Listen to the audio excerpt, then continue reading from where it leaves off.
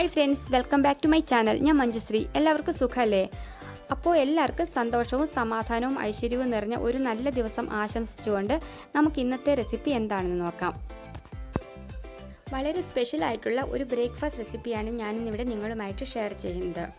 സാധാരണ നമ്മുടെ ബ്രേക്ക്ഫാസ്റ്റ് റെസിപ്പിയിൽ നിന്ന് വ്യത്യസ്തമായിട്ട് സാറ്റർഡേ സൺഡേ ദിവസങ്ങളിലൊക്കെ നിങ്ങൾക്ക് പരീക്ഷിച്ച് നോക്കാൻ പറ്റുന്ന പുതിയ രുചി ഇഷ്ടപ്പെടുന്നവർക്കൊക്കെ പരീക്ഷിച്ച് നോക്കാൻ സാധിക്കുന്ന ഒരു റെസിപ്പിയാണിത്. ഈ റെസിപ്പിയുടെ ഉത്ഭവം മഹാരാഷ്ട്രയാണ്. മഹാരാഷ്ട്രയിലെ നാഗ്പൂർ സിറ്റിയിൽ നിന്നാണ് ഞാനിത് ആദ്യമായിട്ട് കഴിക്കുന്നത്. ഈ ഡിഷിൻ്റെ പേരാണ് ആലു പോഹ. ആലു എന്ന് പറഞ്ഞാൽ നമ്മുടെ നാട്ടിലെ ഉരുളക്കിഴങ്ങ്, പോഹ എന്ന് പറഞ്ഞാൽ വൈറ്റ് അവൽ. അപ്പോൾ ഇതൊക്കെയാണ് ഇതിൻ്റെ ഇൻഗ്രീഡിയൻസ്. ഓരോ പ്രാവശ്യം കഴിക്കും തോറും പിന്നെയും കഴിക്കണം നമുക്ക് അതിനോട് ഇഷ്ടം തോന്നുന്ന ഒരു റെസിപ്പിയാണിത്. അപ്പോൾ ഇത് ഉണ്ടാക്കുന്നത് എങ്ങനെയാണെന്ന് നമുക്കൊന്ന് നോക്കാം. ആലു പോഹ ഉണ്ടാക്കാൻ വേണ്ടിയിട്ട് ഇതേപോലത്തെ കപ്പിൽ 2 കപ്പ് വെള്ള അവൽ ഞാനിവിടെ എടുത്ത് വെച്ചിട്ടുണ്ട്. അപ്പോൾ ഈ വെള്ള അവൽ എടുക്കുമ്പോൾ നിങ്ങൾ ശ്രദ്ധിക്കണം, നമ്മൾ ഷോപ്പിൽ പോയി വെള്ള അവൽ ചോദിച്ചാൽ അവർ തിക്കായിട്ടുള്ള വെള്ള അവലും എടുത്തു തരും, അതേപോലെ തിന്നായിട്ടുള്ള വെള്ള അവലും എടുത്തു തരും. അപ്പോൾ നമുക്കിവിടെ വേണ്ടത് തിക്കായിട്ടുള്ള വെള്ള അവലാണ്.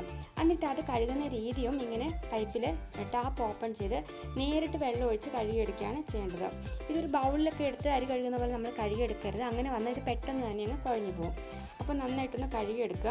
അല്ലെങ്കിൽ നിങ്ങൾക്ക് ടാപ്പിലെ വെള്ളം നല്ലതല്ല എന്നുണ്ടെങ്കിൽ നമ്മൾ കുടിക്കുന്ന വെള്ളം ഇതിലേക്ക് ഒഴിച്ച് കഴുകിയെടുക്കുകയും ചെയ്യാം. എന്നിട്ട് അതിന് മുകളിലേക്ക് ഞാനിപ്പോൾ 1 ടീസ്പൂൺ പഞ്ചസാര ചേർത്ത് കൊടുക്കുകയാണ്. അതേപോലെ തന്നെ ഒരു നാരങ്ങ ഹാഫ് കട്ട് ചെയ്ത് കൂടെ ഇതിന് മുകളിലേക്ക് ഒന്ന് പിഴിഞ്ഞ് കൊടുക്കുന്നുണ്ട്. ഇനി ഇതൊരു 10-15 മിനിറ്റ് സമയം നമുക്കൊരു സൈഡിലേക്ക് വെച്ചേക്കാം. ആ സമയം കൊണ്ട് ഈ വെള്ളമൊക്കെ ഒന്ന് അബ്സോർവ് ചെയ്തിട്ട് ഈ അവൽ നന്നായിട്ട് സോഫ്റ്റ് ആയിട്ട് വരും. ആ സമയം കൊണ്ട് നമുക്ക് ഇതിന് വേണ്ട ഇൻഗ്രീഡിയൻസ് ഏതൊക്കെയാണെന്നും ഇതെങ്ങനെയാണ് തയ്യാറാക്കി എടുക്കുന്നതെന്നും നോക്കാം.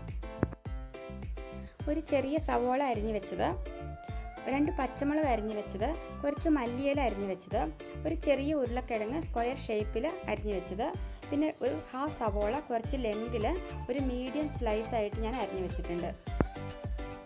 1/2 ടീസ്പൂൺ കടുക്, കുറച്ച് പട്ടയും കുരുമുളകും കൂടി എടുത്ത് വെച്ചിട്ടുണ്ട്. അപ്പോൾ കുരുമുളകൊക്കെ കഴിക്കാൻ കുട്ടികൾക്കൊക്കെ ബുദ്ധിമുട്ടാണെന്നുണ്ടെങ്കിൽ കുരുമുളകിന് പകരം കുരുമുളക് പൊടിയും ചേർക്കാവുന്നതാണ്. പിന്നെ വേണ്ടത് 1/4 ടീസ്പൂൺ ജീരകപ്പൊടി, 1/2 ടീസ്പൂൺ മഞ്ഞൾപ്പൊടി, 1/2 ടീസ്പൂൺ മുളക് പൊടി, 1/4 ടീസ്പൂൺ ഗരം മസാല പൊടി. അടുപ്പത്തുള്ള പാനിപ്പോൾ നന്നായി ചൂടായി വന്നിട്ടുണ്ട്. അപ്പോൾ ഇതിലേക്ക് ഞാൻ 2 ടേബിൾ സ്പൂൺ റിഫൈൻഡ് ഓയിൽ ചേർത്ത് കൊടുക്കുകയാണ്. എണ്ണ ഇപ്പോൾ ചൂടായി വന്നിട്ടുണ്ട്. അതിലേക്ക് കടുക് ചേർത്ത് കൊടുക്കാം. ഗ്യാസ് ഫ്ലെയിം ലോ ടു മീഡിയത്തിലേക്കൊന്ന് അഡ്ജസ്റ്റ് ചെയ്ത് കൊടുക്കുന്നുണ്ട്. എടുത്ത് വെച്ചിട്ടുള്ള കടമസാല കൂടെ ഈ സമയത്ത് ചേർത്ത് കൊടുക്കാം. എല്ലാം കൂടെ നന്നായിട്ടൊന്ന് മിക്സ് ചെയ്ത് കൊടുക്കുക. ഈ കടമസാലയുടെ നല്ലൊരു സ്മെല്ല് വരുമ്പോൾ നമുക്കിതിലേക്ക് ഉള്ളി ചേർത്ത് കൊടുക്കാം.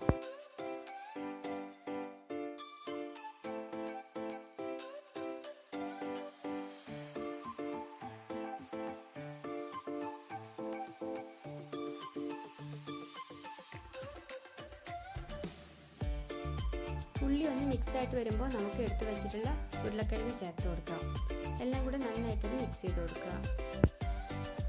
അരിഞ്ഞു വെച്ചിട്ടുള്ള പച്ചമുളക് ഈ സമയത്ത് ചേർത്ത് കൊടുക്കാം. ഇനി എല്ലാം കൂടെ നന്നായിട്ടൊന്ന് മിക്സ് ചെയ്ത് കൊടുക്കണം. ഒരു 2-3 മിനിറ്റ് സമയം ലോ ഫ്ലെയിമിൽ കിടന്നിട്ട് ഈ ഉരുളക്കിഴങ്ങ് നന്നായിട്ടൊന്ന് വെന്ത് വരണം.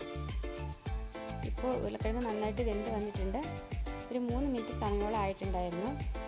അപ്പോൾ ഇനി ഇതിനകത്തേക്ക് നമുക്ക് ആവശ്യമായിട്ടുള്ള മസാലപ്പൊടികൾ ചേർത്ത് കൊടുക്കാം. മഞ്ഞൾപ്പൊടി ചേർത്ത് കൊടുക്കാം, മുളക് പൊടി, ഗരം മസാല പൊടി, ജീരകപ്പൊടി. അപ്പോൾ ഇനി ഈ മസാലപ്പൊടികളെല്ലാം കൂടെ നന്നായിട്ടൊന്ന് മിക്സ് ചെയ്ത് കൊടുക്കുക. ഈ പൊടികളുടെ പച്ച ടേസ്റ്റൊക്കെ ഒന്ന് മാറി വരുന്നവരെ ഒന്ന് മിക്സ് ചെയ്ത് കൊടുക്കുക. അതിനുശേഷം ഇതിലേക്ക് നമുക്ക് ഓൾറെഡി തയ്യാറാക്കി വെച്ചിട്ടുള്ള പോഹ ചേർത്ത് കൊടുക്കാം.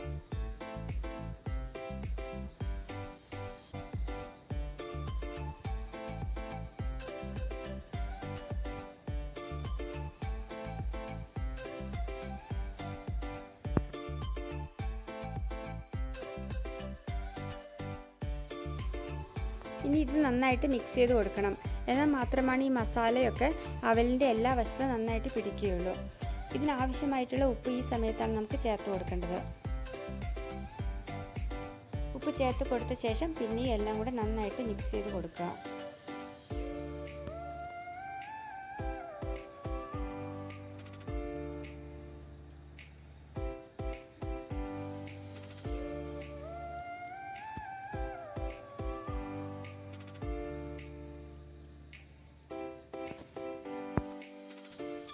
അവൽ നന്നായി മിക്സായി കഴിഞ്ഞിട്ടുണ്ട്. അപ്പോൾ ഈ സമയത്ത് നമുക്ക് അരിഞ്ഞു വെച്ചിട്ടുള്ള മല്ലിയില കൂടി ഇതിന് മുകളിലേക്കൊന്ന് വിതറി കൊടുക്കാം. എന്നിട്ട് എല്ലാം കൂടി നന്നായിട്ട് ഒന്നുകൂടി ഒന്ന് മിക്സ് ചെയ്ത് കൊടുക്കുക. അതിനുശേഷം ലോ ഫ്ലെയിമിൽ 1 മിനിറ്റ് സമയം നമുക്കൊന്ന് അടച്ചു വയ്ക്കാം.